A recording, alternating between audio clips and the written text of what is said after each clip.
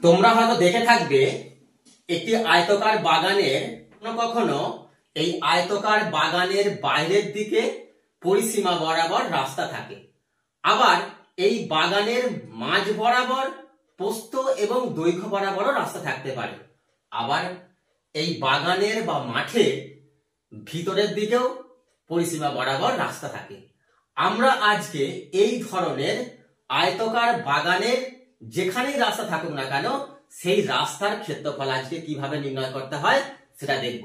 দেখো, 10 মিটার দৈর্ঘ্য ও 5 মিটার প্রস্থ বিশিষ্ট একটি আয়তকার মাঠের পরিসীমা বরাবর বাইরের চারদিকে 2 মিটার চওড়া রাস্তা আছে, তবে ওই রাস্তার ক্ষেত্রফল কত? 10 মিটার দৈর্ঘ্য এবং 5 মিটার প্রস্থ বিশিষ্ট এটা একটি মাঠ। এটা 10 মিটার আর প্রস্থের দৈর্ঘ্য 5 মিটার। দেখো, তাহলে এই আয়তকার মাঠের ক্ষেত্রফল কত হবে? এখন কিন্তু রাস্তা নেই, রাস্তা বাদে এই মাঠের ক্ষেত্রফল হচ্ছে 10 গুণ 5 অর্থাৎ দৈর্ঘ্য গুণিত প্রস্থ সমান 50 বর্গ মিটার। এখন আমরা 2 মিটার চওড়া এই মাঠের বাইরের দিকে রাস্তাটা অঙ্কন করব। এই হলো 2 মিটার চওড়া একটি রাস্তা। পরিসীমা বরাবর চারদিকে রাস্তাটা করতে হবে।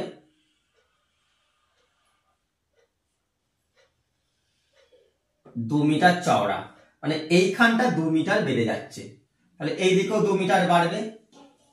দেখো, দৈর্ঘ্য বরাবর 2 মিটার করে বাড়ছে।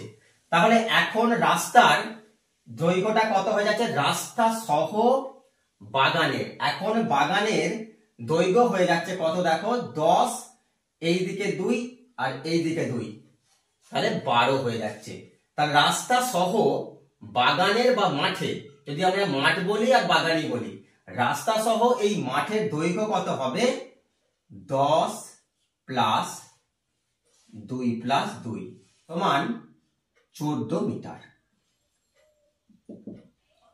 এখন দেখো, এখন আমরা যদি প্রস্থের দিকে দেখি, এটা প্রস্থ, প্রস্থ এইদিকে 2 আর এইদিকে 2, তাহলে 2 আর 2 4 মিটার বেড়ে যাচ্ছে প্রস্থ। আগে প্রস্থ ছিল 5 মিটার, তাহলে এখন তো হচ্ছে আগে প্রস্থ ছিল 5 আর উভয় দিকে 2 করে বেড়ে যাচ্ছে, তাহলে কত? 9 মিটার। তাহলে এখন রাস্তা সহ বাগানের ক্ষেত্রফল কত হবে? এখন রাস্তা সহ বাগানের ক্ষেত্রফল হবে 14 গুণ 9 বর্গ মিটার।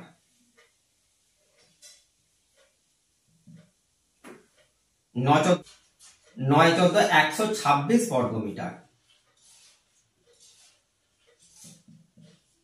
এটা হলো রাস্তা সহ বাগানের ক্ষেত্রফল। তাহলে এইটা তো আমাদের টোটাল যে বাগান বা মাঠ,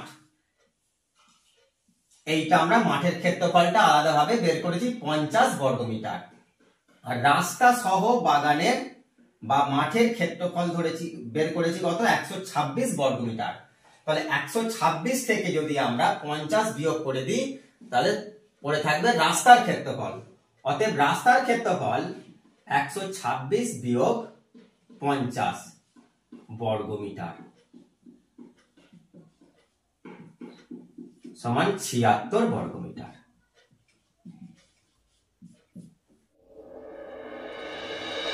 এখন আয়তকার বাগানের যদি পরিসীমা বরাবর ভিতরের দিকে রাস্তা থাকে, সেই রাস্তার ক্ষেত্রফল কিভাবে বের করব? দেখো, বলছে 24 মিটার দৈর্ঘ্য ও 16 মিটার প্রস্থ বিশিষ্ট একটি আয়তকার বাগানের ভেতরের চারিদিকে 2 মিটার চওড়া রাস্তা আছে, তাহলে রাস্তার ক্ষেত্রফল কত? দেখো, এইটা হচ্ছে একটি বাগান,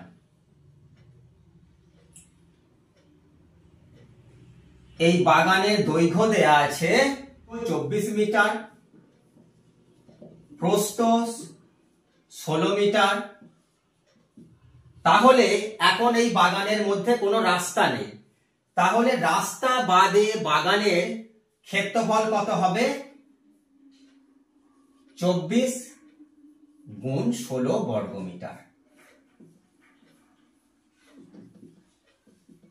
সমান 384 বর্গমিটার।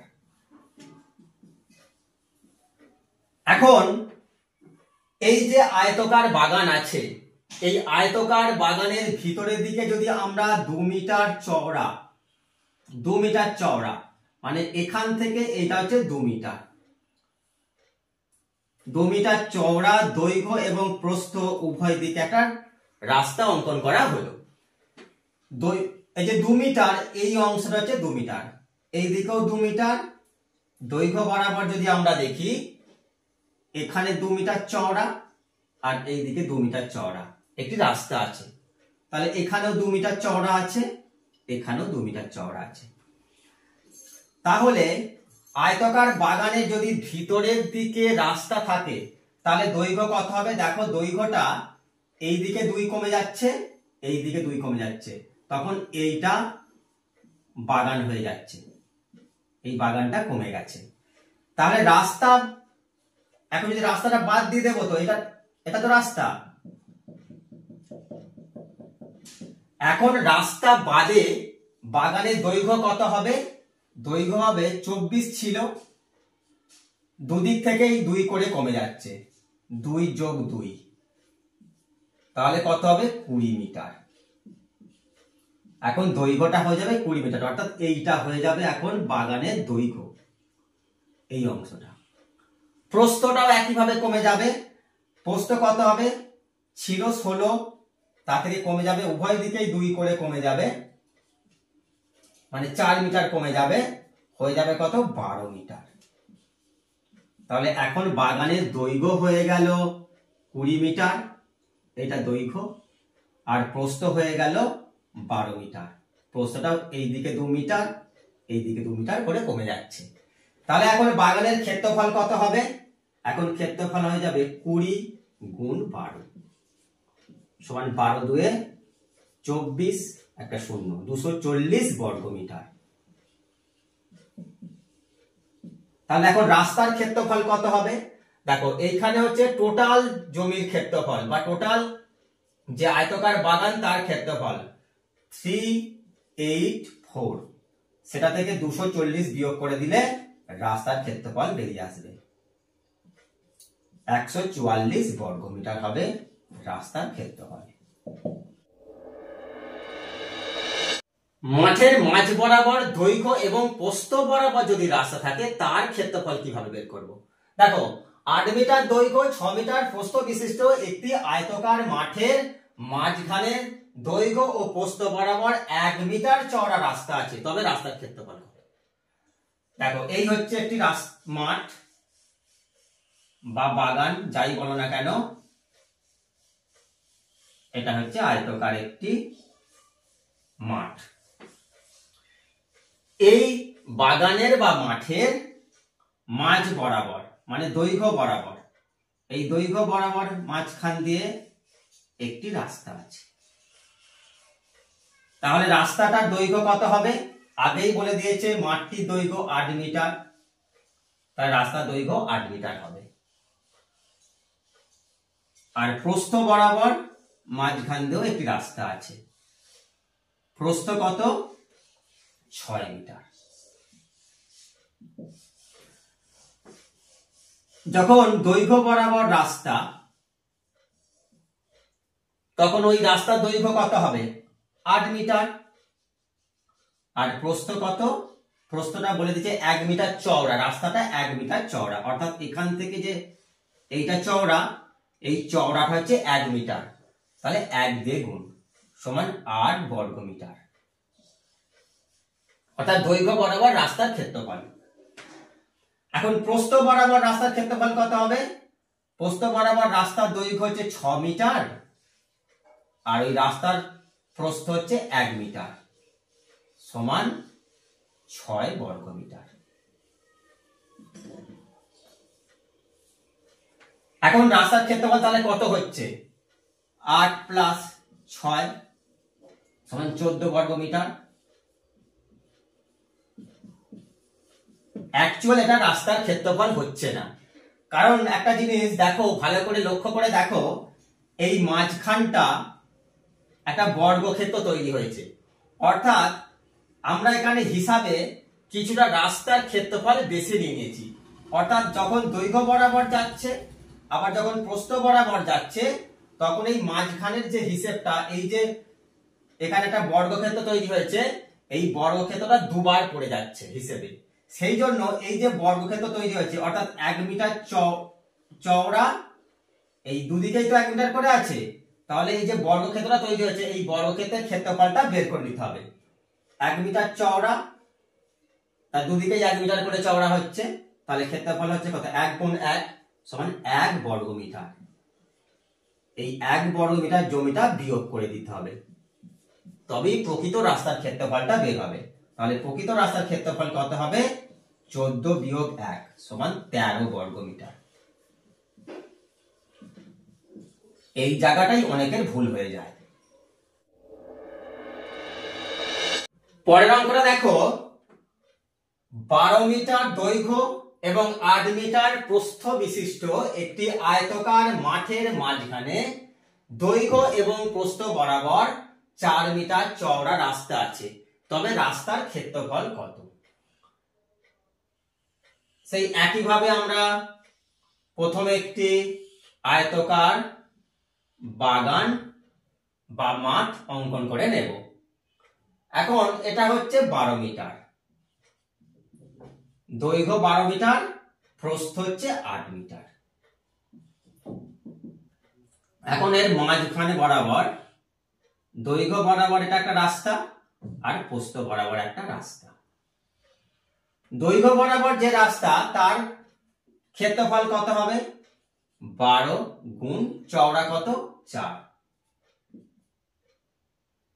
4 12 কত? 48 বর্গ মিটার। এটা প্রস্থ বরাবর রাস্তা, তাহলে প্রস্থ বরাবর রাস্তার ক্ষেত্রফল কত হবে? প্রস্থ হচ্ছে 8, তাহলে 8 গুণ, এটা হচ্ছে 4 মিটার চওড়া, 4 সমান 32 বর্গ মিটার। এটা হলো টোটালি রাস্তাটার ক্ষেত্রফল। কিন্তু এখানে এই অংশটা, এই যে বর্গক্ষেত্র, এই বর্গক্ষেত্রকে দুবার রয়েছে, হিসাবে দুবার ধরা হয়েছে, সেই জন্য এই বর্গক্ষেত্রের যে ক্ষেত্রফল সেটা বাদ দেব। এখন এই বর্গক্ষেত্রটার দৈর্ঘ্য কত? 2 মিটার, 4 মিটার চওড়া, আর এইদিকে 4 মিটার চওড়া, তাহলে এই বর্গক্ষেত্রের ক্ষেত্রফল হচ্ছে 4 গুণ 4 সমান 16 বর্গ মিটার।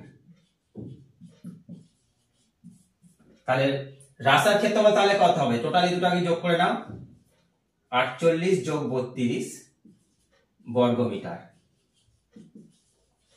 সমান 8 × 10 শূন্য, হাতে 1, 80 বর্গ মিটার। এখন এই 80 থেকে এই 16টা বিয়োগ করে দিতে হবে, তবেই রাস্তার প্রকৃত ক্ষেত্রফলটা আমরা পাবো। 4 আর এদিকে 6 সমান 64 বর্গ মিটার হচ্ছে এই রাস্তার ক্ষেত্রফল।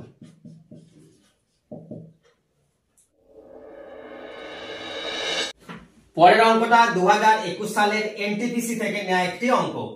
একটি আয়তক্ষেত্রের পরিসীমা ও দৈর্ঘ্যের অনুপাত 5:1। যদি আয়তক্ষেত্রটির ক্ষেত্রফল 216 বর্গ মিটার হয়, তাহলে দৈর্ঘ্য কত? দেখো, এই হলো একটি আয়তক্ষেত্র। এই আয়তক্ষেত্রটির দৈর্ঘ্য আর পরিসীমা দেয়া আছে, এদের অনুপাত দেয়া আছে। দৈর্ঘ্য যদি আমরা 1 ধরি, যদি আমরা এটাকে নাম দিই এ বি সি ডি, একটি আয়তক্ষেত্র, তাহলে এই দৈর্ঘ্য যদি 1 হয় তাহলে এটাও 1 হবে। তাহলে দেখো 1 + 1 তাহলে কত হচ্ছে? 2 হচ্ছে। তাহলে প্রস্থটা পড়ে আছে, দুদিকের প্রস্থ। টোটাল পরিসীমা বলে দিয়েছে কত? টোটাল পরিসীমা বলে দিয়েছে 5। তাহলে পড়ে থাকছে কত? 3। এই 3টাই হচ্ছে এবি প্লাস ডিসি দৈর্ঘ্য। তাহলে এবি হবে কত 1.5 আর ডিসি হবে 1.5। দেখো ডের আর ডের 3 4 5 টোটাল পরিসীমা 5 আমার এখানে মিলে গেল। তাহলে আমরা কি পেলাম, আমরা দৈর্ঘ্য পেলাম 1 আর প্রস্থ পেলাম 1.5। এখন দেখো এখানে যদিও এখানে দৈর্ঘ্য থেকে প্রস্থ বেশি, কিন্তু এটা যেহেতু এনটিপিসি 2021 সালের প্রশ্ন থেকে নেয়া, তাই ওনাদের ডাটা অনুযায়ী এটা হয়েছে। তো চলো এখন আমরা ক্ষেত্রফলটা দেখব। ক্ষেত্রফল দেখো দেয়া আছে 216 বর্গমিটার।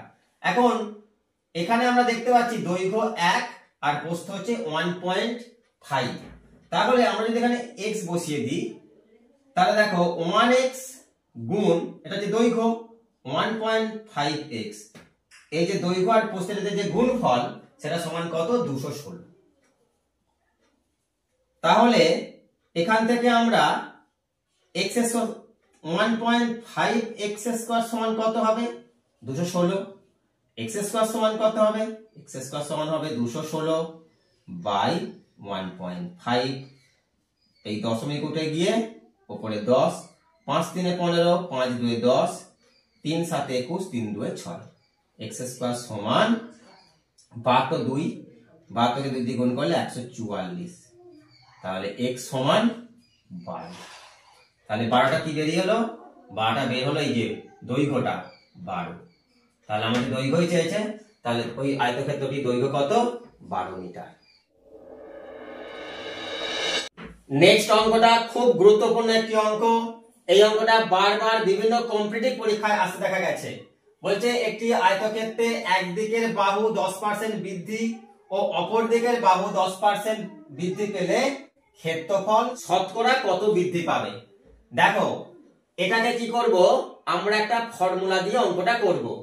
প্রথমে ফর্মুলা দিয়ে করব, তারপরে আমরা বেসিক নলেজ থেকে কিভাবে করা যায় সেটা দেখব। কি করব না, ফর্মুলাটা এরকম a plus B plus ab by 100। এখানে a এবং b দুটোই হচ্ছে 10% করে বৃদ্ধি পেয়েছে।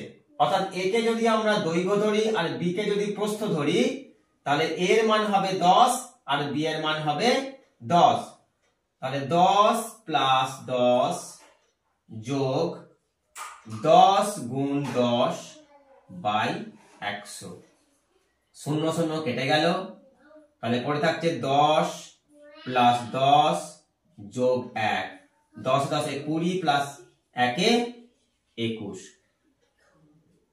শতকরা 21% বৃদ্ধি পাবে। এখন এটাকে আমরা বেসিক নলেজ দিয়ে কিভাবে করা যায় দেখো। আমরা এটাকে মনে করব যে এটি একটি আয়তক্ষেত্র নয়, একটি বর্গক্ষেত্র মনে করব, অথবা মনে করব যে এর বাহু দুটোই সমান। কারণ সাধারণত আয়তক্ষেত্রের ক্ষেত্রে কি হয়, দৈর্ঘ্য বড় প্রস্থ ছোট হয়। আমরা ধরবো যে দৈর্ঘ্য যা প্রস্থ তাই। ধরে নিচ্ছি আয়তক্ষেত্রের বাহুর দৈর্ঘ্য 10 আর প্রস্থ ধরে নিচ্ছি 10 একক।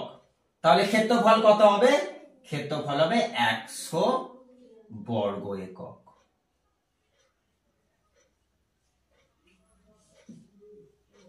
এখন বলছে 10% বৃদ্ধি পেয়েছে বাহুর দৈর্ঘ্য, অর্থাৎ দৈর্ঘ্য 10% বৃদ্ধি পেয়েছে, প্রস্থ 10% বৃদ্ধি পেয়েছে। তাহলে 10 এর মধ্যে যদি 10% বৃদ্ধি পায় তাহলে 1 বেড়েছে। তাহলে এখন দৈর্ঘ্য কত হবে 10 আর 1 এ 11। প্রস্থ কত পার্সেন্ট বৃদ্ধি পেয়েছে, প্রস্থ বলছে 10% বৃদ্ধি পেয়েছে। তাহলে 10 এর উপর যদি 10% বৃদ্ধি পায় তাহলে কত বাড়লো, 1 বাড়লো। তাহলে বেড়ে কত হলো 10 আর 1 এ 11। তাহলে এখন দৈর্ঘ্য 11, প্রস্থ 11। তাহলে ক্ষেত্রফল কত হলো 121 বর্গ একক। বর্গ একক। তাহলে দেখো আগে ছিল 100, এখন হলো 121। তাহলে শতকরা কত বাড়লো, 121 থেকে যদি আমরা 100 বিয়োগ করে দিই তাহলে 21% বেড়ে গেল। এইভাবে করলে এই ফর্মুলাটা মনে রাখার কোনো দরকার নেই।